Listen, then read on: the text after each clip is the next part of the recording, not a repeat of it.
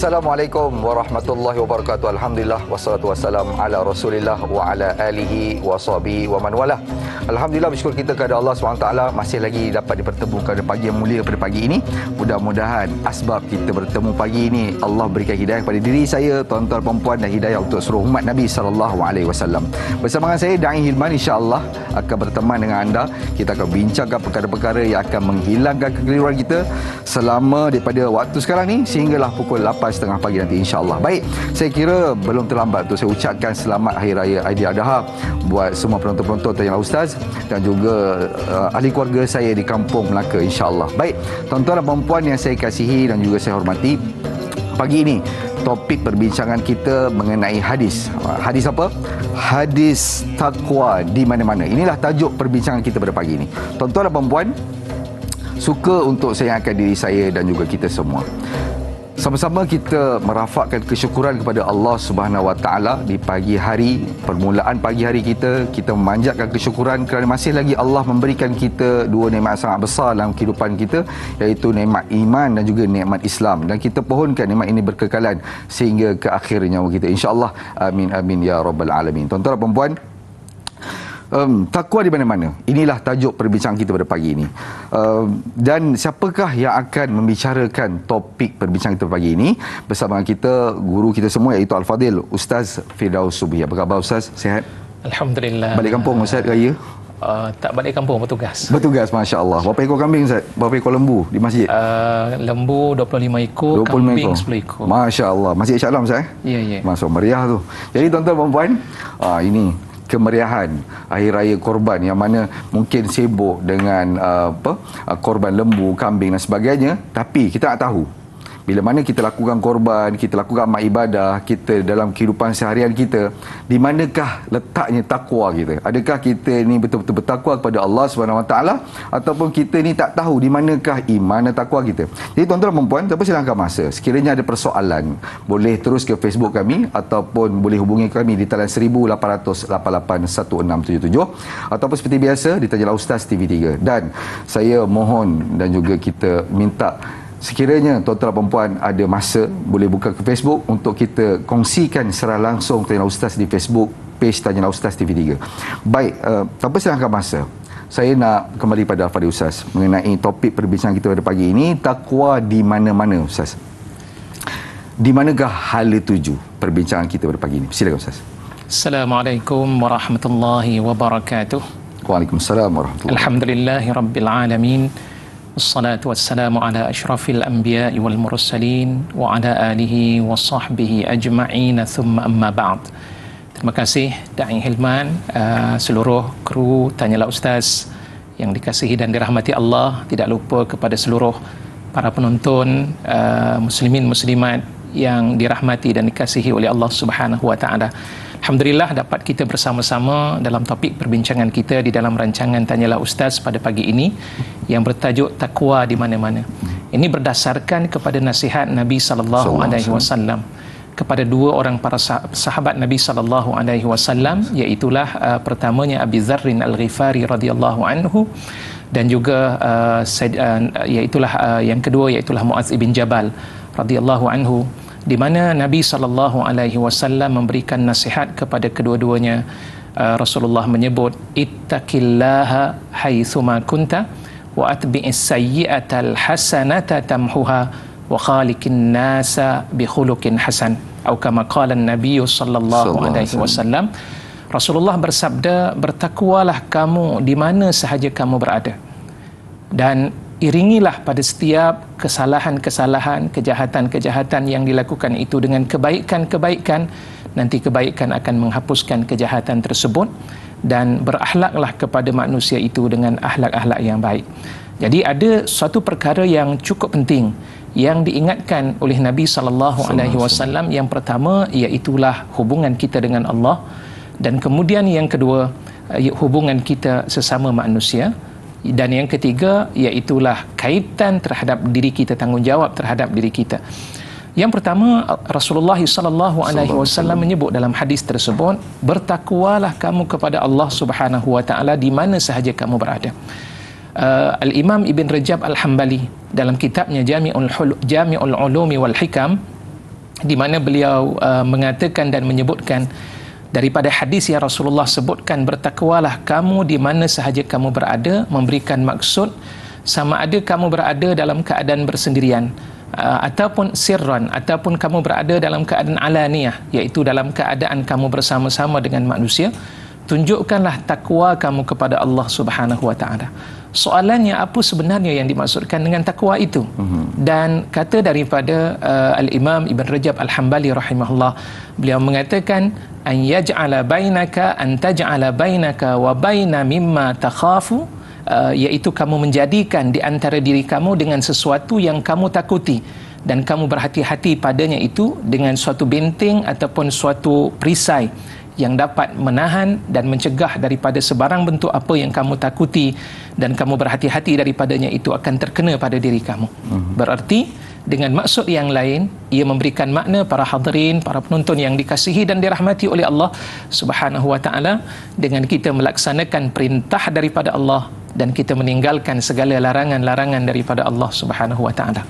Dan saya teringat ada satu kata-kata yang menarik yang disebutkan oleh Sayyidina Umar ibn Abdul Aziz. Dalam satu kata-kata beliau, bila ditanya tentang persoalan takwa, dia kata takwa itu bukanlah dengan banyaknya kita berpuasa di siang hari, dan takwa itu bukan juga bermakna dengan bangkitnya kita berqiyamul lail di waktu malam saban hari. Akan tetapi takwa itu tarku ma harramallah wa ada'u mimma fturida alaih, iaitu dengan meninggalkan segala yang dimaksudkan dengan takwa itu dengan meninggalkan segala apa yang Allah Subhanahu wa taala haramkan kepada kamu dan juga melaksanakan apa yang Allah Subhanahu wa taala perintahkan kepadamu. Artinya apa yang Allah larang kita tinggalkan, dan apa yang Allah Subhanahu wa taala perintahkan maka kita laksanakan. Itulah dia pengertian yang berkaitan dengan takwa. Masya-Allah. Tuan-tuan dan puan, tinggal apa sahaja yang Allah larang dan juga kita lakukan apa sahaja yang Allah SWT suruh kepada kita. Inilah takwa. Jadi ada checklist pertama, kita cek ada tak kita buat, ada kita tinggalkan, insya-Allah. Baik, kita nak ambil soalan pertama yang bertuah daripada Facebook pagi ini, iaitu daripada Nur Dahlia Biru. Assalamualaikum Ustaz, Da'i dan seterusnya. Tanyalah Ustaz. Waalaikumsalam warahmatullahi. Bagaimanakah pengertian dan nilai takwa yang sebenar-benarnya di sisi Allah Subhanahu wa taala? Jadi Ustaz, apakah nilai takwa yang sebenar-benarnya di sisi Allah Subhanahu wa taala? Silakan. Baik, apakah nilai takwa yang sebenarnya di sisi Allah? Di dalam surah An-Nisa pada ayat yang pertama, Allah Subhanahu wa taala menyebut dengan perkataan Allah rujuk ataupun Allah memanggil manusia agar bertakwa kepada Allah. Maksudnya takwa ini bukan hanya pada orang yang beriman. Takwa itu juga Allah utuskan dan Allah berikan kepada manusia keseluruhannya. Dalam ayat tersebut Allah mengatakan, ya ayyuhan nasu taqu rabbakumul ladzi khalaqakum min nafsin wahidah wa khalaqa minha zawjaha wa batha minhuma rijalan katsiran wa nisaa wattaqullah. Dan kemudian dalam hujung ayat tersebut, ayat berikutnya Allah sebut inna akramakum indallahi atqakum. Jadi jelas sekali di dalam ayat tersebut Allah mengajak kepada kita dan Allah memberitahu nilai takwa di sisi Allah cukup tinggi. Allah mengatakan sesungguhnya orang yang paling mulia di sisi kamu itu adalah orang yang bertakwa kepada Allah Subhanahu wa taala. Takwa itu bukan dengan sebab nasab ataupun keturunan yang hebat. Takwa itu juga bukan disebabkan harta yang banyak. Sebab ada orang, minta maaf, nilai sesuatu kesempurnaan, nilai sesuatu kebaikan itu dinilai bukan dengan sebab banyaknya harta yang dimiliki. Nilai yang dimiliki oleh seseorang itu bukan dengan sebab mereka daripada nasab dan keturunan yang ada, tapi nilai yang dimuliakan oleh Allah apabila seseorang itu bertakwa kepada Allah Subhanahu wa taala. Biarlah orang itu miskin tapi memiliki ciri takwa pada Allah, maka itulah yang dinilai oleh Allah Subhanahu wa taala. Biar seseorang itu berada dalam keadaan sakit, tapi saat ketika sakitnya dia bertakwa kepada Allah, itulah yang dimuliakan oleh Allah Subhanahu wa taala. Jadi apabila seseorang itu dimuliakan oleh Allah, maka berarti dia akan dicintai dan dikasihi oleh Allah Subhanahu wa taala. Masya-Allah, ini yang kita nak dengar ni. Kita nak disayangi, dicintai oleh Allah Subhanahu wa taala. Jadi tuan-tuan dan puan, kita nak ambil lagi soalan seterusnya daripada Intan Zurina Abdul Razak. Ustaz, adakah takwa juga seperti hidayah, perlu dicari dan dipupuk dalam diri? Terima kasih atas pencerahan. Jadi betul juga Ustaz, adakah takwa ni kena cari ke ataupun dia memang kena pupuk ke, macam mana? Silakan. Baik, terima kasih atas soalan daripada Intan Zorina. Soalan tersebut cukup menarik. Apakah takwa itu perlu dicari? Pertamanya kita kena ingat semasa kita dilahirkan oleh ibu kita, Allah sebut dalam Al-Quranul Karim, wallahu akhrajakum min butuni ummahatikum la ta'lamuna syai'a. Ketika kita dilahirkan daripada perut ibu ini, kita dilahirkan dalam keadaan kita tidak mengetahui langsung tentang kehidupan. Asal manusia ketika berada dalam perut ibu, mereka memang mengakui, fitrahnya mengakui kewujudan Allah Subhanahu wa taala. Tapi apabila dia lahir, maka lahirnya itu yang menyebabkan fitrah yang ada pada dirinya berubah adalah disebabkan pengaruh daripada ayah dan juga ibunya. Fa abawahu yuhawwidanihi aw yunassiranihi aw yumajjisani. Kedua ayah ibunya lah yang menyebabkan dia menjadi Majusi, dia menjadi Nasrani ataupun dia menjadi Yahudi. Yang kedua dan yang ketiga disebutkan oleh Nabi SAW, antara yang menyebabkan manusia berubah fitrahnya itu adalah hasil daripada hasutan-hasutan dan juga godaan-godaan daripada syaitan. Jadi daripada ketiga-tiga dalil tersebut memberikan makna kepada kita untuk mendapatkan takwa kepada Allah Subhanahu wa taala, ia perlu diusahakan dan ia perlu dicari. Bagaimana kita nak cari? Bagaimana kita nak usahakan? Iaitulah dengan kita mendalami ilmu Allah Subhanahu wa taala. Maka di situ kita akan dapat melihat akan pengertian-pengertian takwa, dan pada saat yang serupa takwa tidak akan terhasil melainkan apabila kita beramal dengan ilmu tersebut. Maknanya daripada soalan yang dikemukakan tadi, apakah takwa itu perlu dicari? Jawapannya ya, takwa itu perlu dicari, takwa itu perlu diusahakan, dan takwa itu perlu untuk diamalkan. Masya Allah. Mungkin pagi ini kita dah kena satu azam, tuan-tuan dan puan, untuk kita tambahkan ataupun usaha kita untuk bertakwa kepada Allah Subhanahu wa taala. Baik, kita terus ke soalan seterusnya daripada Muhammad Faizal bin Ahmad. Dalam hadis ini ada menyebut, iringilah kejahatan dengan kebaikan, nescaya ia akan menghapuskan kejahatan tersebut. Adakah ini bermakna setiap kebaikan yang kita lakukan dapat menghapuskan dosa-dosa kita? Yang kedua, adakah takwa itu benteng terbaik dari pelbagai kemaksiatan? Jadi soalan yang bagus, Ustaz. Adakah bila mana kita buat kebaikan, adakah dosa-dosa kita akan terhapus? Dan juga takwa ini, adakah dia benteng terbaik, Ustaz, untuk kita mengelak pada melakukan maksiat? Silakan. Baik, terima kasih di atas soalan yang dikemukakan. Yang pertama, apakah takwa itu dia akan, apakah setiap kebaikan-kebaikan yang kita lakukan itu akan menghapuskan segala bentuk keburukan? Jawapannya ia berdasarkan kepada hadis yang telah pun dinyatakan tadi. Wa atbi'is sayyi'atal hasanata tamhuha. Dan iringilah setiap sayyi'ah. Cuma dalam perkataan sayyi'ah ini, para ulama menjelaskan ada perbezaan dari sudut maknanya. Bila sebut dengan nama as-sayyi'at, itu adalah merujuk kepada dosa-dosa kecil. Jadi kalau dosa-dosa besar, dia tidak cukup dengan hanya kebaikan-kebaikan. Ada beberapa syarat-syarat yang lain yang perlu dilaksanakan. Tapi kalau sekiranya ia berkaitan dengan dosa-dosa yang kecil, maka kebaikan-kebaikan yang kita lakukan itu akan dapat menghapuskan segala bentuk kejahatan-kejahatan ataupun dosa-dosa kecil yang kita lakukan.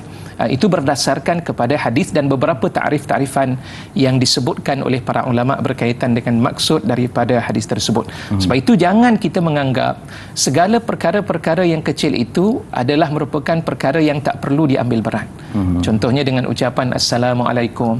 Assalamualaikum kita rasa biasa. Rupa-rupanya dengan Assalamualaikum itu dia akan memberikan kebaikan dari sudut hubungan kita semakin rapat antara lelaki dan perempuan serta perempuan ataupun pasangan suami isteri dengan ucapan Assalamualaikum. Dan yang kedua, dengan kebaikan itu dia akan menghapuskan keburukan ataupun dosa kecil tersebut. Yang kedua, contoh dengan mengambil wuduk. Mengambil wuduk ini juga kita anggap dia kecil. Alah, tak payahlah nak pergi mana-mana buat apa pentingnya ambil wuduk dalam hidup saya. Cukuplah dengan membersihkan basuh muka dan kemudian bergerak mandi sebagai contohnya.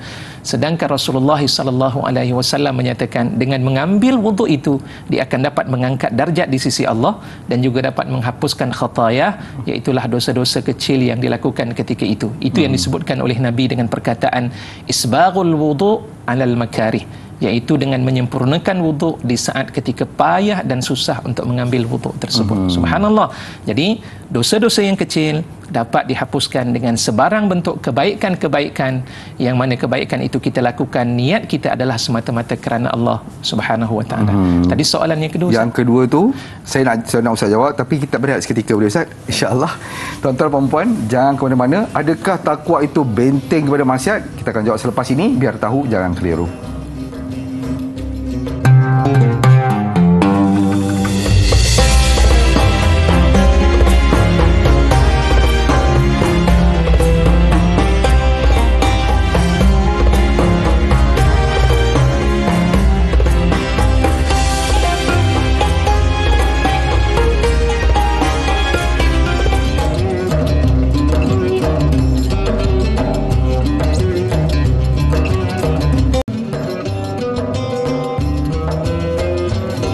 Alhamdulillah, kembali bersiaran langsung dalam Tanya Ustaz, biar tahu jangan keliru. Terima kasih buat penonton-penonton yang setia dengan program Tanya Ustaz. Mudah-mudahan program ini berkekalan sampai bila-bila. Mudah-mudahan dia juga memberi manfaat kepada kita dan juga ahli keluarga kita, insya-Allah. Baik tuan-tuan dan puan, hari ini topik perbincangan kita takwa di mana-mana bersama dengan Al-Fadhil Ustaz Firdaus Subhi.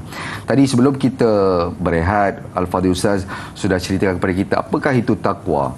Kita lakukan apa yang Allah Subhanahu Wa Taala suruh dan tinggalkan segala apa yang Allah Subhanahu Wa Taala larang, sama ada kita bersendirian ataupun kita di khalayak ramai ataupun kita dengan orang lain. Jadi tuan-tuan dan puan, inilah yang kita nak bicarakan, bagaimana kita nak memupukkan sifat takwa dalam diri kita, insya-Allah. Baik, tadi sebelum kita berehat, kita ada soalan daripada Mak Faizal bin Ahmad yang bertanyakan mengenai apakah takwa itu benteng terbaik kepada maksiat. Bagaimana Fadil Ustaz? Silakan. Baik, satu soalan yang terbaik juga dalam perbincangan kita, apakah takwa itu merupakan benteng daripada sebarang bentuk kemaksiatan yang dilakukan? Saya tertarik dengan satu kenyataan yang Allah nyatakan dalam Al-Quran. Di antaranya Allah menyebut dalam surah Al-Anfal ayat ke-29 jika tidak silap. Allah mengatakan dalam ayat tersebut, ya ayyuhalladzina amanu in tattaqullaha yaj'al lakum furqana wa yukaffir ankum sayyi'atikum wa yaghfir lakum. Jadi antara ayat yang Allah Subhanahu wa taala nyatakan di dalam ayat tersebut, Allah mengajak orang-orang yang beriman pada Allah Subhanahu wa taala, ya ayyuhalladzina amanu, wahai orang-orang yang beriman, in tattaqullah, jika sekiranya kamu bertakwa kepada Allah, yaj'al lakum furqana, Allah akan menjadikan bagi kamu itu perbezaan. Apa maksud perbezaan itu? Para ulama tafsir mengatakan yang dimaksudkan dengan furqan, perbezaan itu didapat membezakan antara halal dan juga haram. Didapat membezakan di antara dosa dan juga pahala. Jadi maksudnya apa dia?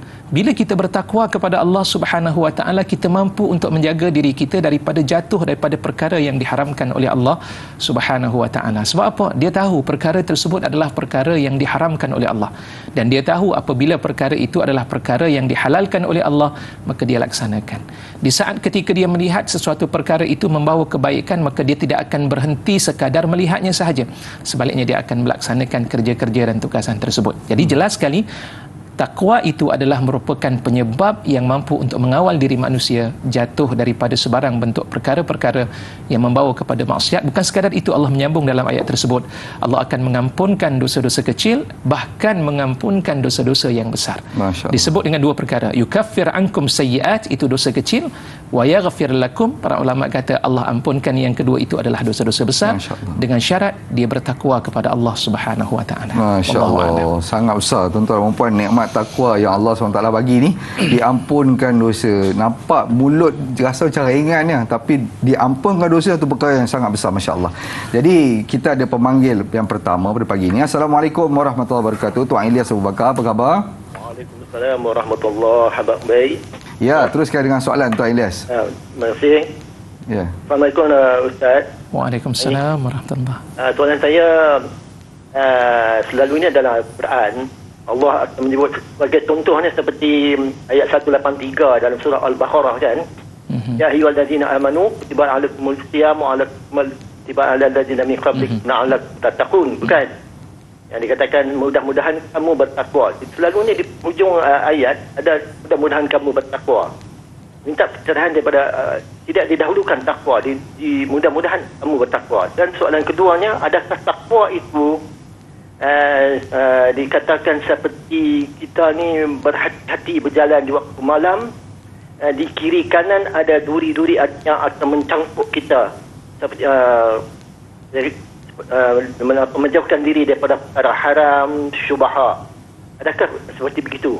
Minta pencerahan daripada Ustaz. Itu saja. Terima kasih. Assalamualaikum. Waalaikumsalam warahmatullahi wabarakatuh. Jadi Ustaz, soalan pertama tu mengenai surah Al-Baqarah ayat 183. Kenapa Allah SWT dia meletakkan takwa itu di last, mudah-mudahan kamu bertakwa. Dan yang kedua mengenai soalannya mengenai hadis yang berjalan berhati-hati waktu malam dan sebagainya. Komentar Ustaz, silakan.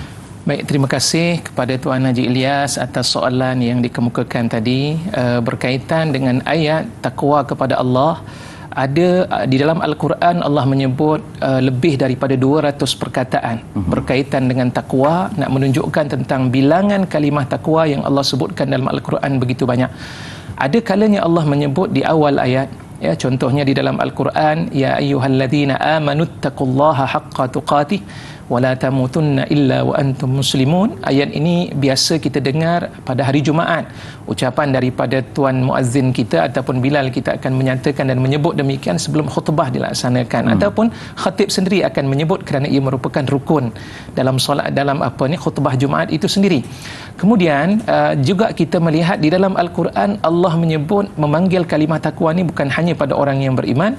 Ada kalanya Allah merujuk kepada ahlul kitab, Allah merujuk kepada golongan orang-orang yang kafir, Allah merujuk kepada Bani Israel, Allah merujuk kepada golongan manusia secara umumnya, Allah merujuk kepada Nabi secara khusus, dan paling banyak Allah memanggil agar manusia bertakwa kepada Allah daripada kalangan orang-orang yang beriman. Itu diletakkan di awal daripada ayat.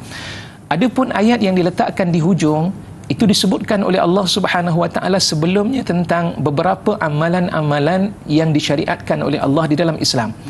Di antaranya amalan puasa. Tadi Tuan Haji Ilyas menyebutkan dalam Al-Quranul Karim, Allah menyebut ayat dalam surah Al-Baqarah ayat 183. Allah menyebutkan, ya ayyuhalladzina amanu kutiba alaikumus-shiyam kama kutiba alal ladzina min qablikum la'allakum tattaqun. Wahai orang-orang yang beriman, telah diwajibkan kepada kamu itu berpuasa seperti mana umat yang terdahulu, la'allakum tattaqun. Mudah-mudahan kamu bertakwa kepada Allah Subhanahu Wa Taala. Pertama itu harapan. Sebab tak semestinya orang yang berpuasa dia akan dapat melahirkan takwa. Waktu bila dia lahir takwa? Waktu ketika bulan Ramadan, Al-Quran dibaca, alhamdulillah 10 malam yang terakhir menangis. Habis sahaja Ramadan, solat sudah tidak dijaga. Habis sahaja daripada Ramadan, waktu itu ibadah bacaan Al-Quranul Karim sudah tidak menjadi rutin dalam kehidupannya. Habis sahaja Ramadan, berubah daripada menjaga auratnya, hilang akan jagaan terhadap auratnya itu kerana tidak merasai takwa dalam kehidupannya. Sebab itu Allah memulakan ataupun Allah menyebutkan dengan kalimah la'allakum, mudah-mudahan kamu itu, bahawa sesungguhnya dengan puasa mampu untuk melahirkan orang yang bertakwa kepada Allah, tapi dengan syarat jaga puasa ataupun maksud daripada ibadah puasa dari sudut makna dan juga falsafah daripada puasa itu sendiri. Kemudian di hujung ayat itu menarik, Allah juga menyebut tattaqun. Kalimah tattaqun itu Allah sebut dalam bentuk fi'lun mudhari' ataupun perbuatan yang sedang berlaku. Kenapa Allah menyebut dengan perbuatan yang sedang berlaku? Nak memberikan gambaran itu bukan hanya takwa itu wujud pada orang yang lalu, tapi takwa itu boleh berlaku kepada orang-orang yang lahir kemudiannya dalam keadaan perbuatan itu akan berlaku, ataupun perbuatan yang disebut dengan nama fi'alun mudhari'. Nak memberikan gambaran takwa itu mampu dihasilkan, tapi dengan syarat jagalah ibadah yang dilaksanakan, khususnya puasa dalam ayat tersebut, dalam keadaan erti kata yang sebenar seperti mana yang dikehendaki oleh Allah dan juga Rasulullah sallallahu alaihi wasallam. Wallahu a'lam. Baik. Jadi yang kedua tu mengenai hadis yang bila mana kita berjalan waktu malam, dikata yang tadi ada duri dan sebagainya. Bagaimana Ustaz? Silakan. Sebenarnya ucapan tersebut itu ada satu ketika saya terlupa, ada seorang sahabat bertanya kepada Sayyidina Umar Al-Khattab dalam satu riwayat, dan ini dinyatakan sendiri oleh Imam Ibn Rajab Al-Hambali dalam kitab beliau. Waktu itu ditanya kepada Sayyidina Umar tentang takwa. Jadi Sayyidina Umar memberikan tamsilan yang cukup mudah berkaitan dengan takwa tersebut. Dia kata, bagaimana keadaan diri kamu di saat ketika kamu melalui suatu laluan yang ketika itu pada laluan tersebut penuh dengan duri-duri yang ada. Maka waktu itu dia kata dia akan menyingsingkan pakaian dan kemudian dia akan melalui dengan penuh berhati-hati pada laluan tersebut. Dengan erti kata yang lain, begitulah kehidupan kita di saat ketika kita mengetahui bahaya berlaku di hadapan kita. Pastinya kita akan berhati-hati ketika kita nak melalui tempat tersebut, dan samalah juga di saat ketika hidupnya kita di muka bumi Allah Subhanahu wa taala, perlu berhati-hati dalam setiap tindakan-tindakan yang kita lakukan. Kenapa? Setiap tindakan kita ada catatan-catatan yang akan dicatat oleh Allah Subhanahu wa taala. Malaikat akan menjaga kita, sama ada saat ketika kita tidur malaikat bersama dengan kita, kita berada di tandas malaikat tetap berada bersama dengan kita, keluar daripada tandas bersama dengan kita, hatta semasa kita bersama dengan isteri kita juga malaikat bersama dengan kita. Ketika itu kita perlu untuk menjaga adab-adab dalam kehidupan kita. Kenapa? Kerana di sana akan ada catatan-catatan yang akan dicatatkan oleh Allah Subhanahu wa taala. Jadi itulah sebenarnya maksud dan ta'rifan daripada pengertian takwa. Ada sebuah hadis yang menarik yang diriwayatkan oleh Imam At-Tirmizi rahimahullah, di mana Rasulullah sallallahu alaihi wasallam bersabda, la yakunul 'abdu minal muttaqin. Seseorang hamba itu tidak akan menjadi kalangan orang-orang yang bertakwa hatta yada'a ma la ba'sa bihi hadaran, hatta sehinggalah seseorang hamba itu tidak akan dikira sebagai orang yang bertakwa sehinggalah dia meninggalkan sesuatu yang tidak mengapa baginya. Maknanya boleh dibuat. Sebab apa dia meninggalkan perkara yang sepatutnya dia boleh buat? Hadaran mimma ba'sa bih, kerana takut dengan sesuatu perkara yang tak boleh dia lakukan. Maksudnya kalau dia buat begitu, aku takut nanti aku melakukan dosa, padahal perkara itu dibenarkan. Contohnya dari sudut katakan kita kata ni beli handset bagi kita adalah harus, ya. Selagi mana ia tidak membawa kepada haram, kita mengambil hukum yang asal, al-aslu fil asya'i al-ibahah. Asal kepada sesuatu itu hukumnya adalah harus. Tapi seseorang dia tidak sanggup untuk membeli handphone tersebut, dia kata takut dia terpengaruh dengan cerita-cerita yang membawa kepada dosa dan sebagainya. Itu juga di antara ciri orang yang bertakwa kepada Allah Subhanahu wa taala, mengikut kepada kemampuan dan juga keazaman yang ada pada diri. Masya-Allah, tinggi tu. Tinggi, masya-Allah. Itu tuan-tuan dan puan, tu tinggi sangat tu. Jadi bermakna kita cuba bagaimana kita nak mencapai tahap ketakwaan yang begitu pada zaman insya-Allah. Baik tuan-tuan dan puan, kita akan berehat seketika. Kita akan kembali selepas ini, biar tahu jangan keliru.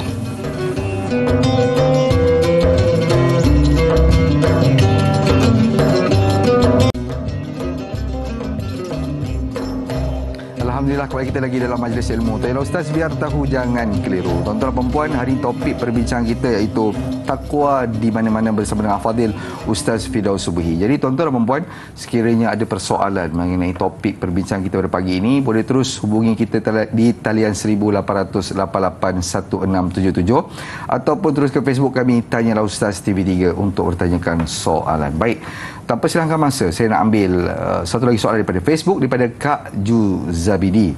Assalamualaikum Ustaz dan Da'i. Waalaikumsalam warahmatullahi. Apakah ciri-ciri orang bertakwa dan apakah kelebihan orang yang bertakwa? Mohon pencerahan Ustaz. Jadi soalannya saya kira bagus untuk kita buatkan checklist. Apakah ciri-ciri orang bertakwa Ustaz dan apakah kelebihan bagi orang yang bertakwa ni? Silakan. Baik, terima kasih kepada soalan daripada Kak Juzabidi atas soalan yang dikemukakan. Apakah ciri orang-orang yang bertakwa? Subhanallah, di dalam Al-Quran sahaja kalau kita cari, kita akan dapati Allah menyebut satu ayat ataupun satu kedudukan ayat orang bertakwa, dan Allah sebut dengan ayat yang lain pada surah yang lain. Lebih kurang ada 27 kedudukan ayat-ayat yang membicarakan tidak secara serentak berkaitan dengan ciri orang-orang yang bertakwa kepada Allah. Sebagai contohnya di dalam surah Al-Baqarah, di awal ayat dalam surah Al-Baqarah, Allah mengatakan Al-Quran itu adalah kitab yang tidak ada keraguan padanya, dan kemudian Allah kata ayat itu hanya akan memberikan petunjuk kepada orang-orang yang bertakwa, hudal lil muttaqin. Maka dimulakan daripada ayat tersebut siapa orang yang bertakwa. Allah mulakan iaitulah mereka alladzina yu'minuna bil ghaibi wa yuqimunas salah wa mimma razaqnahum yunfiqun ila akhiril ayah. Dalam ayat tersebut sampailah kepada ayat muflihun wa ulaika humul muflihun. Maka di situ para ulama mengatakan, pertamanya kalau nak menjadi orang yang bertakwa kepada Allah, lengkapkan rukun iman dalam kehidupan. Percaya kepada Allah kena ada dalam dirinya, percaya kepada malaikat, percaya kepada para rasul, percaya dengan kitab-kitab yang diturunkan oleh Allah Subhanahu wa taala, dan juga percaya dengan qada dan qadar, serta termasuk percaya kepada yaumil akhir, iaitulah hari akhirat, maka kalaulah kita memiliki keyakinan dan kepercayaan sedemikian rupa, itu di antara salah satu ciri orang yang bertakwa kepada Allah Subhanahu wa taala. Dan kemudian disebut wa mimma razaqnahum yunfiqun, daripada apa yang kami rezekikan mereka menafkahkan di jalan Allah Subhanahu wa taala, tidak berasa berat untuk mengeluarkan hartanya di jalan Allah, maka itu juga adalah di kalangan ciri orang yang bertakwa. Dan satu lagi ayat dalam surah Ali Imran, ya, di mana Allah Subhanahu wa taala menyatakan dalam ayat agar kita bersegera untuk mendapatkan keampunan rahmat daripada Allah Subhanahu wa taala, wasari'u ila maghfiratin min rabbikum wa jannatin 'arduhas samawati wal ardu uiddat lil muttaqin, dan Allah sediakan syurga yang seluas langit dan bumi itu untuk orang yang bertakwa. Kemudian Allah perjelaskan ciri-ciri orang yang bertakwa kepada Allah secara ringkasnya. Daripada ayat itu Allah menyatakan siapa ciri orang yang bertakwa, iaitulah yang pertama, mereka menafkahkan harta mereka itu sama ada dalam keadaan miskin maupun berada dalam keadaan kaya, tanpa terasa bebanan daripada apa yang dihulurkan tadi, kerana sayangkan Allah ataupun kerana ingin mendapatkan keredaan daripada Allah. Kemudian yang kedua, iaitulah mereka kaziminal ghaiz, mereka yang hidupnya suka untuk menahan kemarahan, tidak mudah untuk marah. Memang marah itu ada pada diri manusia, tapi mereka sanggup untuk menahan kemarahannya itu kerana tahu bahawa sifat marah itu adalah datangnya daripada syaitan. Maka akhirnya dia bertahan dengan kemarahan yang ada, sekiranya marahnya itu ataupun kebenciannya itu hanya daripada datangnya untuk dirinya, bukan daripada agama itu sendiri. Maka pada saat ketika itu, kalau kita berjaya untuk menahan kemarahan, itu adalah orang yang bertakwa kepada Allah. Dan yang ketiga, wal afina anin nas, mereka yang dapat memaafkan kesalahan orang lain walaupun berat untuk dimaafkan, tapi ia tetap memaafkan kesalahan tersebut. Itu juga ciri orang yang bertakwa kepada Allah Subhanahu wa taala. Dan kemudian disambung mereka yang memiliki sifat ihsan dalam kehidupan, dan kemudian yang terakhir itu disebut mereka yang hidup dalam keadaan terasa dirinya melakukan kesalahan, fastaghfaru li dzunubihim, lantas mereka memohon ampun kepada Allah atas dosa-dosa yang dilakukan. Jadi itu di antara beberapa ciri yang sebenarnya banyak kalau kita nak bicarakan satu persatu ciri orang-orang yang bertakwa. Mungkin nanti para penonton yang dikasihi dan dirahmati Allah boleh rujuk dengan 27 tempat-tempat yang Allah Subhanahu wa taala bicarakan dalam Al-Quran berkaitan dengan orang-orang yang bertakwa kepada Allah Subhanahu wa taala. Itu yang pertama. Kemudian yang kedua, kelebihan, apakah kelebihan yang berkaitan tentang orang yang bertakwa kepada Allah? Juga banyak dalam Al-Quranul Karim, Masya Allah.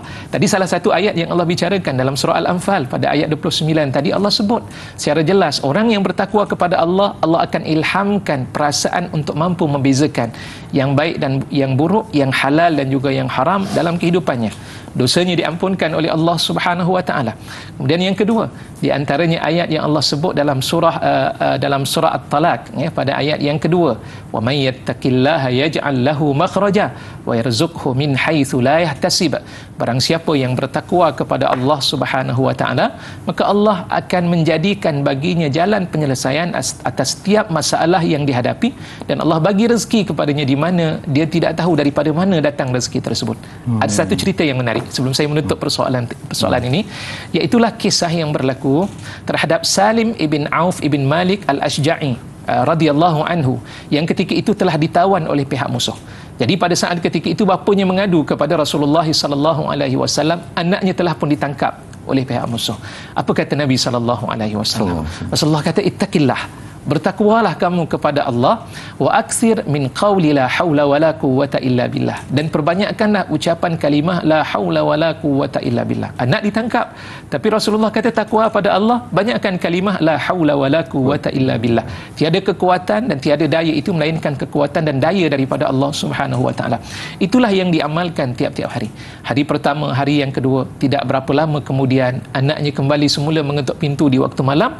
Ketuk pintu, ayahnya ketika itu buka, ayahnya terkejut, anaknya balik. Kemudian ayahnya tanya, macam mana kamu boleh terlepas? Alhamdulillah ayah, saya telah terlepas, saya telah selamat melepaskan diri, dan saya bawa bersama-sama saya sebanyak 100 ekor unta yang bersama dengan saya bawa balik ni sekali. Waktu itu mereka tak sedar saya telah membawa unta-unta tersebut. Subhanallah, bukan sekadar dia terlepas, rezeki Allah bagi dengan 100 ekor unta yang ada ketika itu tanpa disedari oleh pihak musuh pada saat ketika dia terlepas daripada tangkapan ataupun tawanan ketika itu. Subhanallah. Allahu a'lam.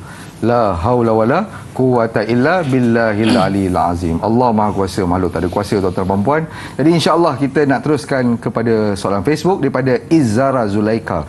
Assalamualaikum Ustaz dan Da'i. Waalaikumsalam warahmatullahi. Bagaimana untuk kita meletakkan ketakwaan sekiranya berada di sekitaran yang sentiasa negatif yang mengajak pada keburukan? Bagaimana untuk pasakkan keteguhan takwa itu? Jadi Ustaz, ini dilema. Bukan saya tak pasti. Dilema ini pada zaman ini ataupun sepanjang zaman. Sebab saya kira maksiat ini berada di sepanjang zaman. Jadi bagaimana untuk kita membentuk ketakwaan ini? Silakan Ustaz. Baik, subhanallah, terima kasih kepada Izzara atas soalan yang dikemukakan, bagaimana nak membentuk takwa dalam suasana kehidupan yang penuh dengan pelbagai bentuk cabaran dan ujian. Pertamanya kita doa pada Allah Subhanahu wa taala, mudah-mudahan Allah melahirkan ketabahan dalam kehidupan. Baginda sallallahu alaihi wasallam ketika berada di bumi Makkah, Rasulullah berhadapan bukan sekadar suasana yang kita lihat pada hari ini, tapi suasana yang lebih teruk daripada itu, Kaabah, rumah Allah itu dijadikan tempat sembahan mereka. 300 lebih patung-patung ataupun berhala-berhala yang ada ketika itu.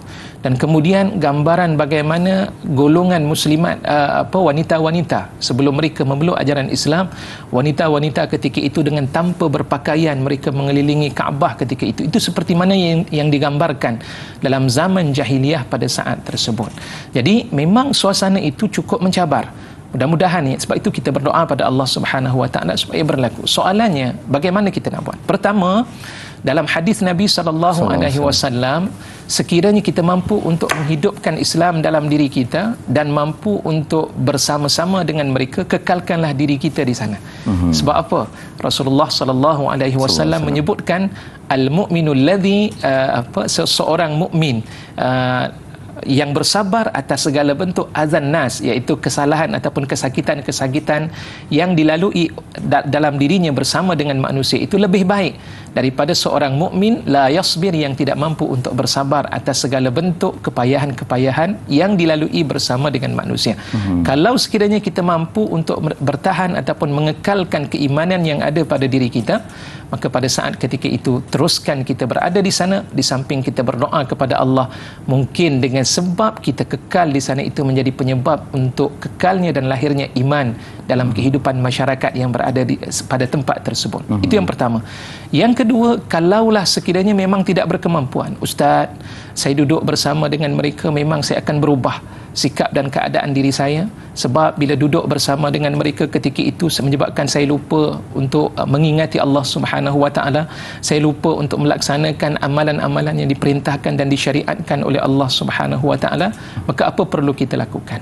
Jika kita berkemampuan untuk beruzlah, mengasingkan diri, maka itu adalah lebih baik bagi diri kita, disebabkan ketahanan iman yang ada pada diri kita ini tidak mampu untuk menghadapi setiap perkara-perkara yang membawa kepada dosa, setiap perkara-perkara yang membawa kepada maksiat. Jadi diikuti ataupun perkara tersebut perlu kita lakukan dengan apa yang layak untuk kita laksanakan dalam hidup kita. Kemudian yang kedua, selain daripada itu, apakah kaedah untuk kita menghadapi perkara tersebut?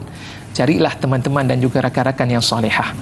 Wujudkan dalam grup, contohnya walaupun kita duduk dalam suasana tersebut, tapi wujudkan grup daripada teman-teman yang salih. Sebab teman-teman yang salih itu adalah merupakan pembantu dalam kehidupan kita di dunia dan juga di hari akhirat. Di dunia, dia akan memberikan bagaimana solution ataupun penyelesaian terhadap segala bentuk permasalahan-permasalahan yang dihadapi ketika itu. Mudah-mudahan Allah akan memberikan kepada kita jalan penyelesaian dalam berhadapan dengan hal tersebut. Dan kemudian yang ketiga, perkara apa yang perlu tindakan yang perlu kita laksanakan. Kalau sekiranya kita berkemampuan, berilah nasihat kepada seluruh masyarakat yang ada. Nasihat itu mungkin bukan dengan cara kita berbicara, tapi kita menyebarkan kebaikan-kebaikan yang ada pada diri kita, sifat dan juga akhlak kita sebagai seorang yang beriman pada Allah Subhanahu wa taala. Dan kerana itu dalam hadis yang kita bincangkan tadi, Rasulullah menyebutkan wa khaliqin nasa bi khuluqin hasan, dan berakhlaklah kepada manusia dengan akhlak yang baik. Sebab apa? bahawa penampilan akhlak yang baik yang lahir daripada kalangan orang-orang yang beriman itu akan menjadikan model dan juga contoh untuk orang lain tertarik dengan apa yang dilakukan. Dalam satu kata-kata para ulama, mereka mengatakan apa dia? An-nasu la yata'assaruna bilisanil maqal biqadari ma yata'assaruna bilisanil hal. Manusia dia tidak terkesan dengan hanya banyak berkata-kata, tapi manusia dia akan terkesan dengan lisanil hal, iaitu amalan-amalan, perbuatan-perbuatan yang ditunjukkan kepada manusia. Mungkin dengan sebab perbuatan yang kita tunjukkan itu menyebabkan mereka insaf dan akhirnya kembali untuk melihat agama itu sebagai jalan penyelesaian dalam kehidupan mereka. Allahu a'lam. Makna kata kita kena tukar apa? Kita kena tukar kita punya persekitaran kita duduk orang baik-baik, kata Ustaz, orang yang kita segan, yang boleh membawa kita kepada kebaikan, insya-Allah. Baik tuan-tuan dan puan, kita akan berehat seketika. Kita akan kembali lagi selepas ini. Biar tahu, jangan keliru.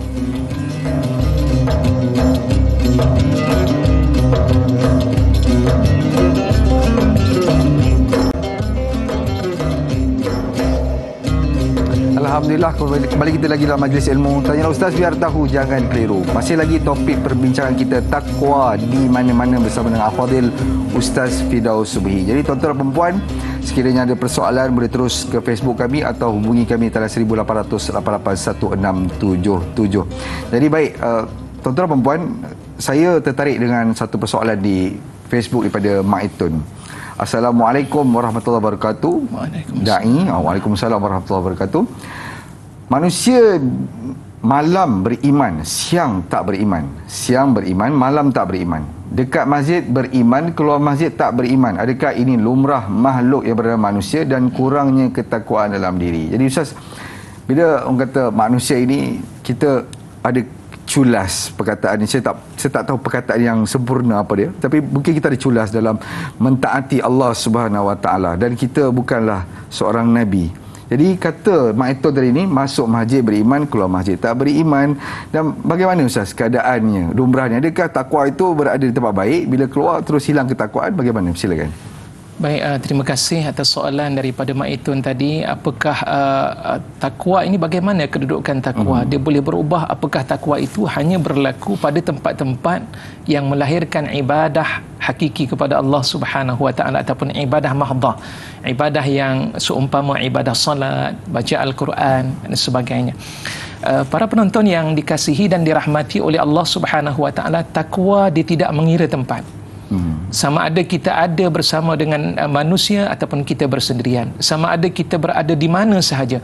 Di masjid kita bertakwa kepada Allah, sama ada kita berada di rumah kita bertakwa kepada Allah, di tempat kerja kita bertakwa kepada Allah. Maka itu merupakan tuntutan yang dikehendaki oleh Allah Subhanahu Wa Taala dalam kehidupan orang-orang yang beriman pada Allah.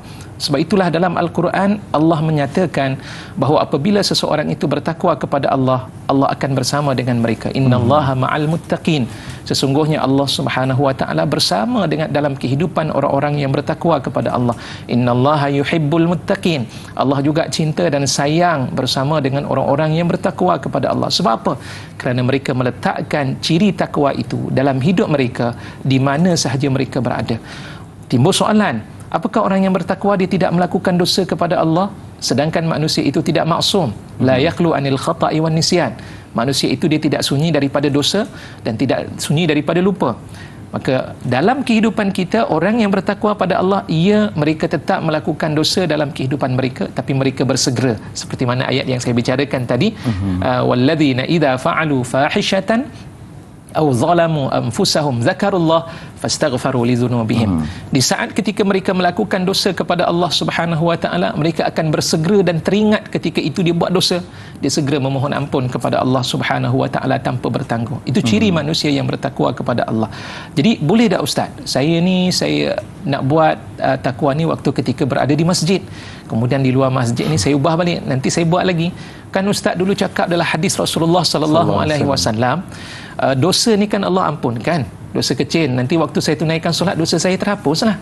Kemudian nanti saya sambung lagi buat dosa balik lepas daripada solat. Memang ada dalam hadis Rasulullah kata salawatul fardhah, solat 5 waktu itu, wal jum'atu ilal jum'ati wa ramadhanu ila ramadhan mukaffirat. Ya, Rasulullah mengatakan sembahyang yang 5 waktu itu dan kemudian Jumaat menuju ke Jumaat berikutnya. dan Ramadan menuju ke Ramadan berikutnya akan menghapuskan dosa-dosa kecil selagi mana dia tidak melakukan dosa besar tersebut. Jadi kat situ dosa kecil boleh buat. Jadi saya buat, nanti saya solat, saya tunaikanlah. Para hadirin penonton yang dikasihi dan dirahmati oleh Allah, saya teringat ada suatu ayat yang Allah sebutkan dalam Al-Quran. Allah telah memilih kita sebagai seorang manusia yang beriman pada Allah, menjadi umat Nabi Muhammad sallallahu alaihi wasallam. Allah bagi kepada kita Al-Quranul Karim.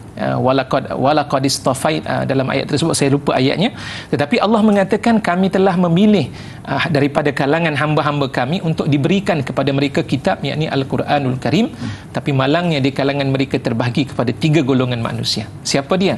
Pertama Allah sebut faminhum zalimun li nafsihi wa minhum muqtasid wa minhum sabiqum bil khairat. Ada 3 kelompok manusia. Yang pertama, mereka menzalimi diri mereka. Perkara yang wajib mereka tidak lakukan, dan kemudian mereka melaksanakan perkara-perkara yang diharamkan oleh Allah Subhanahu wa taala, wal iyazbillah. Tapi tetap dia beriman pada Allah. Dia kata Allah itu satu. Allah Subhanahu wa taala yang berkuasa di muka bumi Allah. Kalimah la ilaha illallah itu ada dalam diri mereka.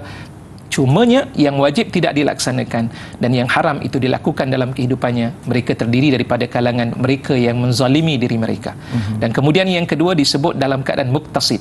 Muktasid ni dosanya sama dengan pahala yang dia lakukan. Bila ditimbang dalam 2 kedudukan ataupun dalam 1 kedudukan ketika itu, beratnya bagaimana? Dia berada dalam keadaan sekata. Dosanya banyak, kebaikan yang dilakukan pun banyak ketika itu disebut dengan golongan muktasid. Dan satu lagi golongan yang disebut dengan gelaran sabiqum bil khairat, mereka yang sentiasa berlumba-lumba untuk mengejar kebaikan demi kebaikan. Dan inilah yang berlaku di kalangan para sahabat radhiyallahu anhum ajmain. Nampak sahaja kebaikan walaupun dia kecil, tapi dia akan berlumba-lumba dan bersungguh-sungguh. Aba Umam, ada seorang sahabat Nabi sallallahu alaihi wasallam, Abi Damdam Al-Ghifari radhiyallahu anhu, seorang yang miskin, langsung harta tidak dimiliki. Tapi bila Rasulullah minta supaya para sahabat bersedekah, dia juga ingin bersedekah. Harta tidak ada. Akhirnya apa yang dia buat? Dia telah berdoa kepada Allah Subhanahu wa taala untuk mendapatkan pahala sedekah tersebut. Dia kata apa? Ya Allah, Kau jadikanlah setiap kata-kata nista dan ucapan-ucapan daripada manusia itu terhadap diriku, umpatan mereka, aku tidak salahkan mereka, aku maafkan mereka, dan Kau jadikanlah setiap umpatan mereka itu sedekah aku kepadamu, wahai Allah Subhanahu wa taala. Lantas waktu itu Rasulullah kata, ayajizu ahadukum an yakuna mithla Abi Damdam. Apakah di kalangan kamu, wahai sahabat-sahabat aku, tidak mampu untuk menandingi kehebatan yang ada pada Abi Damdam? Miskin, tapi berusaha untuk mendapatkan pahala sedekah di sisi Allah Subhanahu wa taala. Wallahu a'lam. Ini kisah-kisah para sahabat dan juga kisah-kisah sirah yang mana bila Ustaz sebutkan, ini satu motivasi untuk kita tuan-tuan dan puan, untuk kita apa? Untuk kita lebih bertakwa, untuk kita semangat untuk beribadah, untuk bertakwa pada Allah Subhanahu wa taala. Baik, saya nak ambil pemanggilan kedua. Assalamualaikum warahmatullahi wabarakatuh. Waalaikumsalam warahmatullahi taala wabarakatuh. Ya, mampu apa khabar? Alhamdulillah, kepada Tuhan, memohon pada Ustaz Naim dan kru-kru semua biarlah jadi. Amin. Takwa pada Allah. Insya-Allah Tuhan nanti bagi kat kita takwa. Insya-Allah. Insya-Allah. Ya, teruskan soalanmu. Soalan Mamu nampak orang semua pandangan Ustaz Naim, semua orang dipandang kata Mamu takwa. Tapi diri Mamu sendiri Mamu tak takwa. Sebab kadang depan orang, depan masjid Mamu takwa betul-betul, tapi keluar pada masjid, mana Ustaz kata dalam masjid takwa, keluar masjid tak takwa. Perangai Mamu lah. Tapi pada apa yang kadang-kadang manusia nama Mamu ni pergi buat kerjaan yang tak bagus, tapi nampak takwa lah, pegang tasbih semua Mamu pegang. Tapi orang punya pandangan, tapi Allah tak pandang tak Mamu.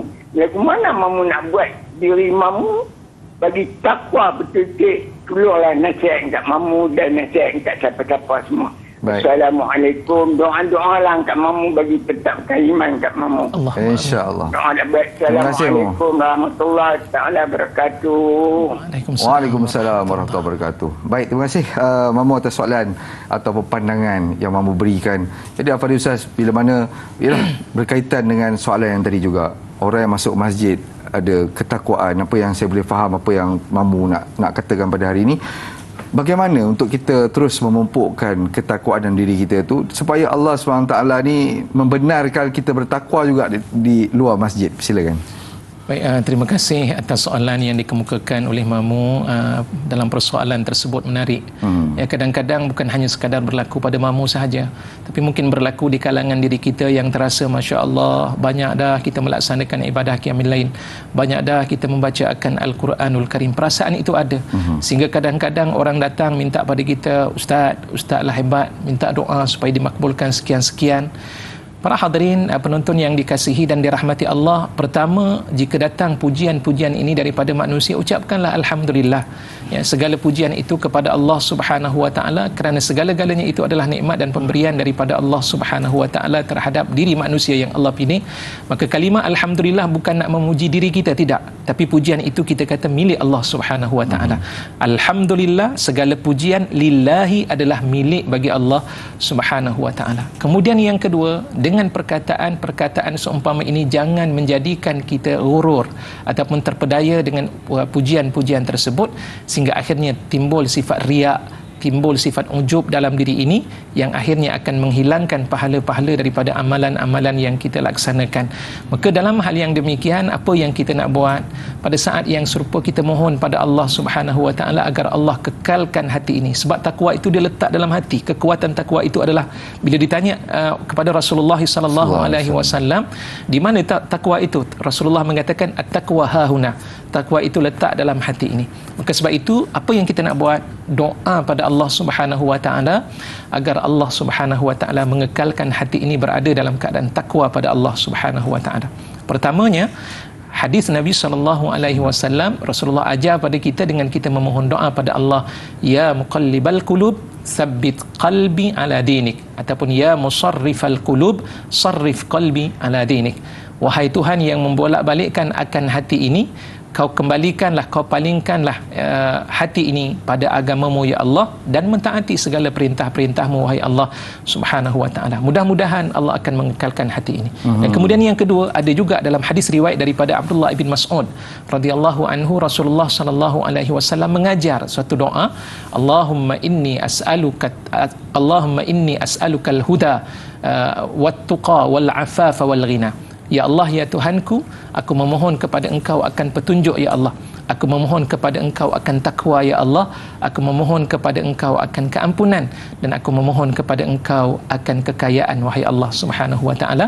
4 ciri ini juga diajar oleh Nabi SAW untuk kita mengamalkan dengan doa tersebut. Mudah-mudahan Allah menjaga diri kita dan menjaga hati kita, serta menjaga seluruh amalan-amalan yang kita laksanakan, insya-Allah. Baik, alhamdulillah. Terima kasih kepada Ustaz. Inilah tuan-tuan dan puan yang saya hormati juga kasihi. Isu ketakwaan yang mana kita rasa benda ni rasa macam simple, tapi takwa ini menyebabkan kita berbeza di sisi oleh Allah Subhanahu Wa Taala. Sejauh mana maksiat yang kita lakukan, sejauh mana dosa yang kita lakukan, tetap juga kata pada Ustaz tadi apa? Bersegeralah untuk kita bertaubat, dan at least kata guru saya, buatlah apa saja atas dunia ni, orang Islam, orang bertakwa, buatlah apa saja atas dunia ni, tapi ingat, pastikan dapat redha Allah Subhanahu Wa Taala. Inilah orang kata apa, dalam kehidupan kita ada panduan. Panduannya apa? Al-Quran dan Sunnah. Al-Quran Sunnah ni apa? Itulah dia yang Afadil Ustaz terang kepada kita. Pokoknya panjang lebar tadi, iaitu taat pada segala perintah Allah dan tinggal segala larangan Allah. Ini takwa yang sebenar. Jadi tuan-tuan dan puan, kita akan tamat di TV3 dan kita akan sambung perbicaraan kita di TV9. Jadi terus setia dengan Tanya Ustaz, biar tahu jangan keliru.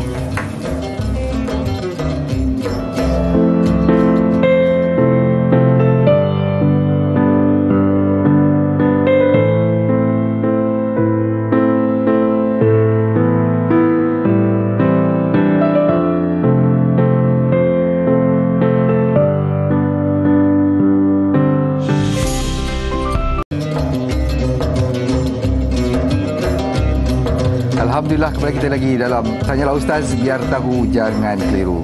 Sekali lagi saya ucapkan terima kasih buat penonton setia Tanya Ustaz. Biar tahu jangan keliru. Mudah-mudahan siaran Tanya Ustaz ini dapat memberikan pengalaman ataupun ilmu ataupun orang kata apa, perkara yang bagus, manfaat untuk diri kita, diri tuan-tuan dan puan-puan yang dimuliakan oleh Allah SWT, dan juga dapat manfaatkan untuk ahli keluarga, insya-Allah. Baik, tuan-tuan dan puan-puan, tajuk perbincangan kita hari ini iaitu takwa di mana-mana bersama Al-Fadhil Ustaz Firdaus Subhi. Jadi sepanjang kita bersara langsung ni, banyak sudah Al-Fadhil Ustaz ceritakan mengenai ciri-ciri, kaedah, kelebihan ataupun apakah yang dimasukkan dengan takwa itu sendiri. Tadi bila mana kita baca satu hadis, bila Al-Fadhil Ustaz kata dalam hadis ni bagi tahu kita iringilah orang kata apa, kejahatan dengan kebaikan. Jadi saya tertarik dengan satu soalan daripada Facebook, daripada Cahaya AF.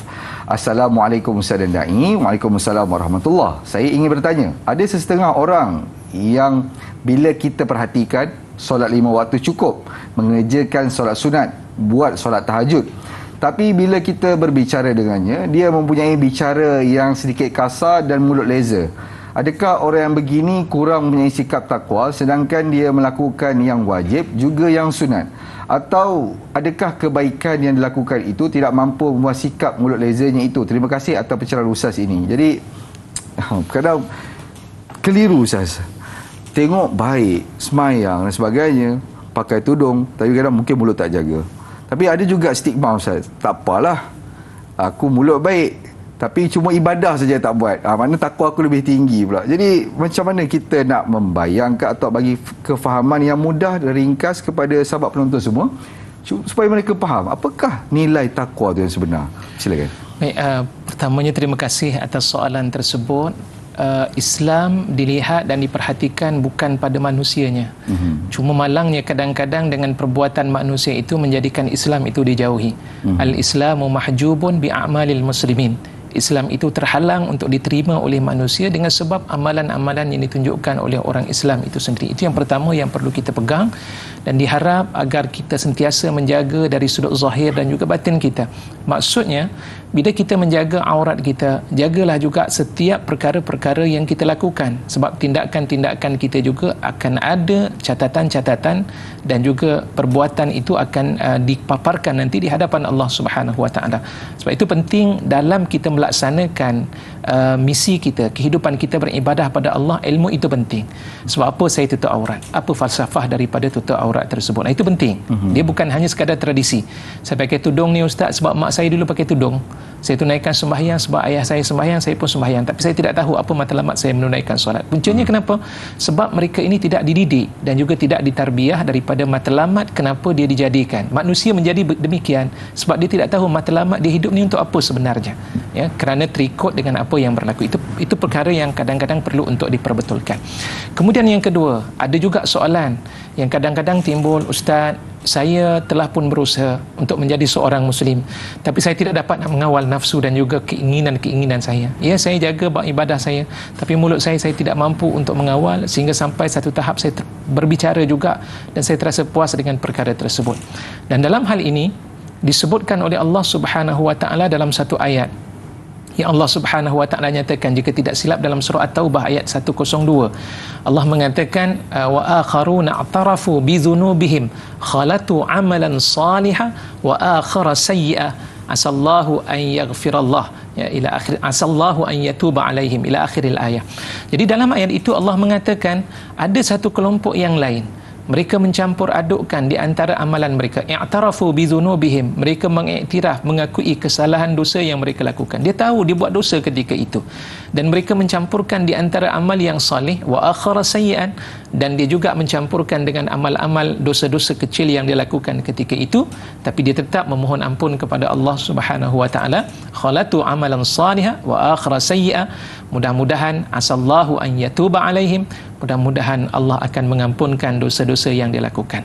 Kalau begitu keadaannya, Ustaz, saya tetap melakukan dosa, Ustaz, apa yang nak buat? Segerakan juga bertaubat pada Allah, banyakkan beristighfar.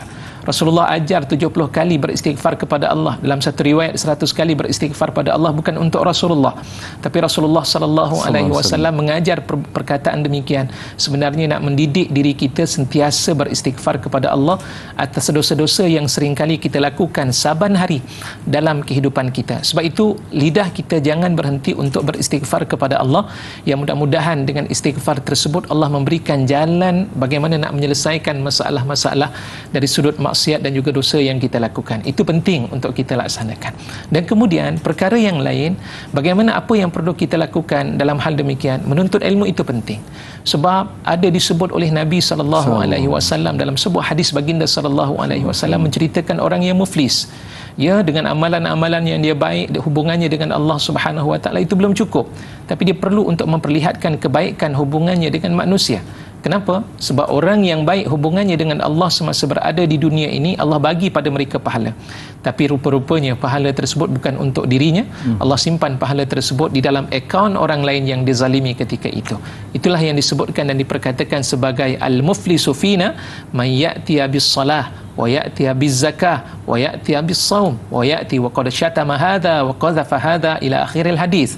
Jadi dalam hadis tersebut, orang yang muflis itu mereka yang membawa solatnya, mereka yang membawa puasanya, mereka yang membawa segala ibadah-ibadahnya nanti di hadapan Allah, tapi rupa-rupanya semasa dia bawa segala amalan-amalan pahala daripada amalan tersebut, dibawa juga dosa-dosa yang dilakukan kepada manusia. Dia caci manusia, dia maki manusia, dia umpat manusia, dia fitnah manusia, dan dia memukul sehingga menumpahkan darah ketika itu, fayu'ta, maka dibawakan akan segala kebaikan-kebaikannya itu dan diberikan kepada orang yang dizalimi, sehinggalah hatta idza faniyat hasanatu, sehingga apabila segala kebaikan-kebaikannya habis, waktu itu apa yang dibuat?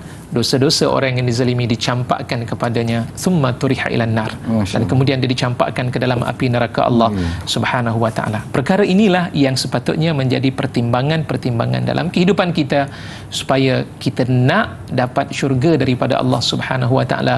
Itulah matlamat terakhir yang terpenting untuk kita ambil dalam keputusan yang kita lakukan semasa kita hidup di muka bumi Allah Subhanahu Wa Taala.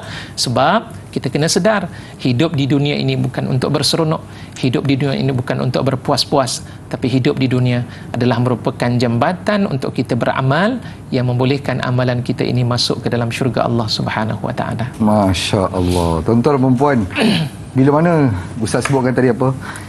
Muflis di dunia ataupun muflis di akhirat. Muflis dunia ni muflis sementara, tapi kalau muflis di akhirat, muflis selama-lamanya. Jadi insya-Allah kita akan berehat seketika. Kembali lagi selepas ini, biar tahu jangan keliru.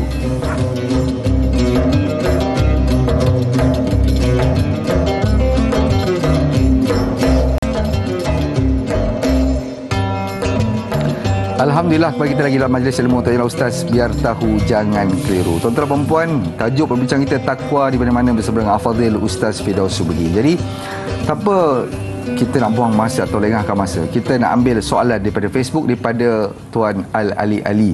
Assalamualaikum Ustaz dan Da'i yang dihormati. Waalaikumsalam warahmatullahi. Dalam Al-Quran ada menyebut bahawa orang yang bertakwa akan diberi jalan keluar serta diberi rezeki dari jalan yang tidak disangka-sangka. Apakah maksud daripada ayat ini?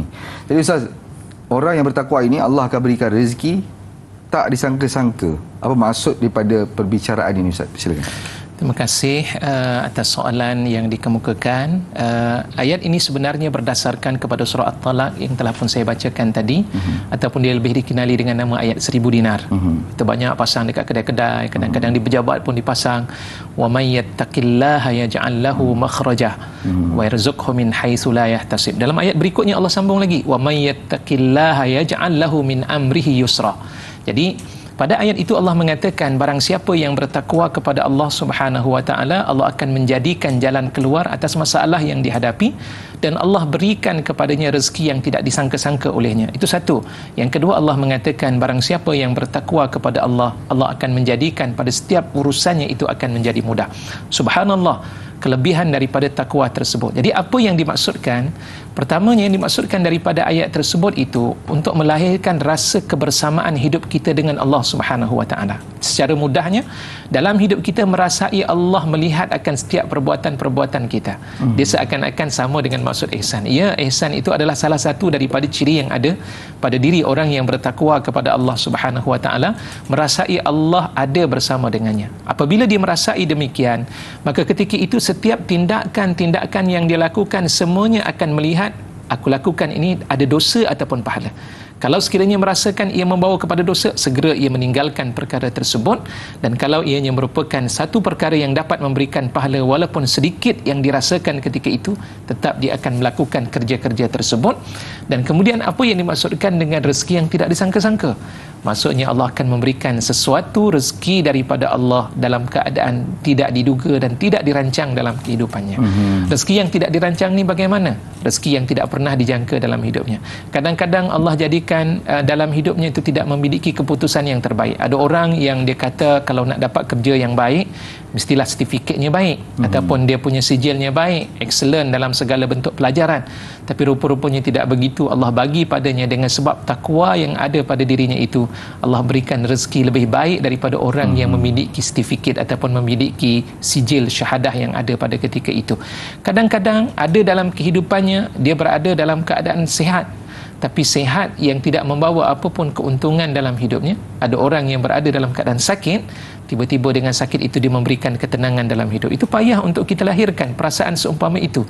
Sebenarnya itu adalah merupakan rezeki daripada Allah Subhanahu wa taala. Nabi Yusuf alaihissalam dalam surah Yusuf, masya-Allah, kehidupannya bagaimana penuh dengan sifat takwa, merasai Allah Subhanahu wa taala menjaga akan dirinya ketika itu. Apapun perkara yang dilakukan oleh adik-beradiknya dalam hidupnya, dia redha dengan perbuatan tersebut. Baginda Yusuf alaihissalam redha, dipenjarakan, redha dengan apa yang telah Allah tetapkan dalam kehidupannya. Tapi apa hasil daripada takwa kepada Allah Subhanahu wa taala? Dalam keadaan dia tidak memiliki pendidikan dalam yang khusus formal seumpama kita, contohnya dalam keadaan dia sentiasa dianiaya, terima dan redha dengan apa yang Allah telah tentukan ketika itu, tiba-tiba keluar menjadi menteri kewangan. Satu kerja yang pelik yang kita kata, bagaimana raja ketika itu. Bahkan yang paling peliknya, Nabi Yusuf alaihissalam ini, dia bukanlah merupakan warga negara yang duduk di bumi Mesir. Dia adalah merupakan warga negara Palestin. Dipenjarakan, keluar daripada penjara, raja ketika itu bagi tahu kepada Nabi Yusuf alaihissalam, apakah yang kamu nak minta? Dan akhirnya kata Nabi Yusuf alaihissalam, ij'alni khazainal ardi inni hafizun alim. Kalau begitu tuanku dah bagi tawaran pada aku untuk menjawab jawatan yang diberikan, maka tolong jadikan aku ini sebagai ij'alni khazainil ard, sebagai penjaga muka bumi Mesir ini. Maksudnya yang menjaga khazanah yang ada di bumi Mesir, termasuklah ekonomi yang ada, itu serahkan pada aku. Raja tak teragak-agak ketika itu. Raja kata, ambillah jawatan tersebut. Kita kalau tengok orang asing, kita rasa pelik, nak bagi pun serba salah kita nak berikan pada mereka. Tapi Nabi Yusuf tidak. Kenapa? Sebab takwa pada Allah Subhanahu wa taala. Jadi ini di antara perkara yang perlu kita ambil perhatian dalam hidup kita, yang menyatakan dan memberikan gambaran rezeki bukan datang daripada manusia, tapi rezeki datangnya daripada Allah. Kalau kita cari Allah, kita dekat dengan Allah, di sanalah akan ada jalan pemberian rezeki yang akan Allah berikan. Tapi syaratnya dekat dengan Allah itu mengikuti perintah-perintah yang Allah perintahkan. Apa perintah yang Allah berikan, apa prasyarat-prasyarat yang tertentu, maka itu yang perlu kita ikuti serta tinggalkan segala larangan daripada Allah Subhanahu wa taala. Maka disitulah akan lahirnya rezeki yang Allah berikan tanpa diduga. Wallahu a'lam. Masya-Allah. Tuan-tuan dan puan-puan, saya bagi rezeki, Allah yang bagi rezeki. Masya-Allah. Baik, kita nak teruskan soalan daripada Facebook, daripada Rahimah Saud. Assalamualaikum Ustaz Firdaus, Dai Hilman, serta kru-kru yang dihormati. Waalaikumsalam warahmatullahi wabarakatuh. Bibit-bibit ketakwaan yang sudah ada dalam hati anak-anak perlu dipupuk supaya mencapai ketakwaan yang hakiki. Persoalannya, kadang-kadang harapan tinggi ibu ayah untuk memiliki anak-anak yang bertakwa tersasar. Adakah didikan awal yang bukan jenis memaksa dapat menjamin anak-anak bertakwa walau di mana pun berada? Terima kasih Ustaz dan Naim. Jadi Ustaz, kadang-kadang bila terlalu memaksa, takut anak memberontak. Tapi adakah dengan kita meringankan sedikit, adakah ini menjamin mereka bertakwa walaupun di mana mereka berada? Silakan. Baik, terima kasih kepada Puan Rahimah Saud atas soalan yang dikemukakan. Berkaitan tentang hal tersebut, apakah perlu untuk kita memberikan didikan kepada anak-anak? Jawapannya ya. Memang ada dalam hadis Nabi SAW yang banyak. Pertama, dari sudut perkahwinan itu sendiri pun sudah diatur dalam Islam. Bagaimana kita nak mencorakkan kehidupan keluarga yang beriman pada Allah. Kedua-dua pasangan itu pun mestilah terdiri daripada kalangan orang yang beriman pada Allah, mereka yang berusaha untuk melakukan amal-amal yang saleh. Dan kemudian yang kedua, anak-anak ini pada saat ketika mereka ini belum dapat berfikir dengan pemikiran yang matang. Maknanya dilahirkan sahaja, waktu itu sudah disunatkan pada kita untuk kita melaungkan azan pada telinga kanannya, dan kemudian telinga kirinya kita laungkan iqamah. Kenapa? Nak memperdengarkan pada telinganya. Mereka faham tak kalimah tersebut? Jawapannya mereka tidak faham. Tapi kenapa laungan itu? Rasulullah mengatakan dengan laungan tersebut kita telah pun berjaya mengelakkan Ummu Sibyan, syaitan ataupun jin yang ketika itu akan mengganggu anak tersebut daripada mengingati Allah Subhanahu wa taala dengan gangguan yang pelbagai ketika itu sudah dapat mampu untuk dielakkan dengan laungan tersebut. Dan kemudian naik pada peringkat berikutnya. Rasulullah mengajar lagi Rasulullah mengatakan adibu auladakum salasata hisal, ajarlah, didiklah anak kamu itu dengan 3 perkara. Ajar anak tersebut dengan mengaji Al-Quran, qiraatil Quran, kemudian antaranya kenali akan Rasulullah sallallahu alaihi wasallam wa ala ahli baitihi, dan juga ahli keluarga Rasulullah sallallahu alaihi wasallam, dan kemudian yang ketiga tadi disebut dengan mengajar Al-Quranul Karim. Jadi perlu kepada didikan tersebut. Memang pada permulaan kita tidak memaksa anak tersebut, tapi kita ajar didik tersebut dengan cara yang terbaik supaya anak semakin lama dia akan terbiasa. Sebab nak mendidik ni diperlukan, pertamanya dia perlukan kepada suatu peraturan. Ajar anak ni nanti waktu malam selepas maghrib ayah nak ajar sekian-sekian, semua kena berada demikian. Anak akan ikut. Kalau sekiranya perkara tersebut menjadi satu perkara yang terbiasa, tanpa paksaan akan datang, anak tersebut akan mengikut peraturan-peraturan tersebut. Dan kemudian disebut lagi naik pada peringkat 7 tahun, bagaimana Rasulullah ajar, muru auladakum bis-salah wa hum abna'u 7 sinin wadribuhum wa hum abna'u 10, dan perintahkanlah anak kamu ketika usia 7 tahun itu untuk menunaikan ibadah solat. Dan ulama mengambil hadis tersebut, kalau dah perintahkan anak ketika itu usia 7 tahun untuk menunaikan ibadah solat, sebelum 7 tahun anak sudah diajar ibadah solat tersebut. Anak nak buat ke, kita tak paksa dia nak tunaikan solat, tak nak tunaikan tak apa. Tapi bila sampai 7 tahun, itu perlukan kepada paksaan. Maknanya ada peringkat-peringkat kepada anak tersebut, kena paksa ataupun tidak dipaksa. Tidak dipaksa sebelum 7 tahun, tapi sudah 7 tahun perlu kepada paksaan kalau tidak melakukan ibadah tersebut. Sampailah usia 10 tahun, kalau tidak melakukan, waktu itu perlukan kepada suatu hukuman yang namanya pukul pun tidak mencederakan. Jadi ada beberapa peringkat pada anak tersebut bila waktu mereka dipaksa dan bila masa waktu mereka itu tidak dipaksa. Kalau itu kita berjaya lakukan dalam kehidupan kita, insya-Allah anak-anak tersebut akan dapat diberikan didikan oleh Allah Subhanahu wa taala dan ditarbiyah dengan tarbiyah yang baik. Cuma tadi ada soalan tersebut menarik juga, Ustaz, bagaimana kalau sekiranya saya dah berusaha dah dengan perkara tersebut seperti mana yang Ustaz lakukan, tapi anak tersebut masih lagi berada dalam keadaan sedemikian rupa? Kita serahkan pada Allah. Allah yang memberikan hidayah, seperti mana Rasulullah berusaha ke atas bapa saudaranya, tidak berjaya untuk mengislamkan bapa saudaranya. Nabi Lut alaihi salam, Nabi Nuh alaihissalam, bagaimana keluarganya walaupun terdiri daripada nabi, suaminya seorang nabi, tapi tetap tidak berjaya untuk menjelmakan keluarga yang sakinah ketika itu. Wallahu a'lam. Itu peringatan apabila Ustaz kata tadi, macam sebutkan tadi, sirah dan juga kisah-kisah Nabi ini adalah motivasi yang terbaik untuk kita. Jadi insya-Allah tuan-tuan dan puan, kita nak bicara lagi mengenai ini, tapi kita dah kesetukan masa. Jadi Ustaz, mengakhiri program kita, sedikit doa ringkas, Ustaz, silakan. A'udzubillahi minasyaitanirrajim. Bismillahirrahmanirrahim. Alhamdulillahirabbil alamin, wassalatu wassalamu ala asyrafil anbiya'i wal mursalin wa ala alihi wa sahbihi ajma'in. Allahumma ij'al jam'ana hadha jam'an marhuma wa tafarruqana min ba'dihi tafarruqan mubarakan ma'suma ولا تجعل فينا شقيا ولا مطرودا ولا محروما برحمتك يا أرحم الراحمين. اللهم أعنا على ذكرك وشكرك وحسن عبادتك. اللهم إنا نسألك الهدى والتقى والعفاف والغنى. اللهم إنا نسألك الهدى والتقى والعفاف والغنى. اللهم إنا نسألك الهدى والتقى والعفاف والغنى برحمتك يا أرحم الراحمين. ربنا هب لنا من أزواجنا وذرياتنا قرة أعين واجعلنا للمتقين إماما. ربنا آتنا في الدنيا حسنة وفي الآخرة حسنة وقنا عذاب النار. وصلى الله على سيدنا محمد وعلى آله وصحبه وسلم. الحمد لله رب العالمين. Amin, amin ya rabbal alamin. Terima kasih kepada Al-Fadhil Ustaz Firdaus Subhi atas ilmu yang diberikan pada kita semua. Saya dan Al-Fadhil Ustaz mohon ampun dan maaf sekiranya sepanjang kami bersiaran langsung ada terkasar bahasa terlebih bicara. Yang baik semua pada Allah SWT, yang buruk itu pada diri kami sendiri. Wallahu a'lam. Assalamualaikum warahmatullahi wabarakatuh. Waalaikumsalam warahmatullahi wabarakatuh.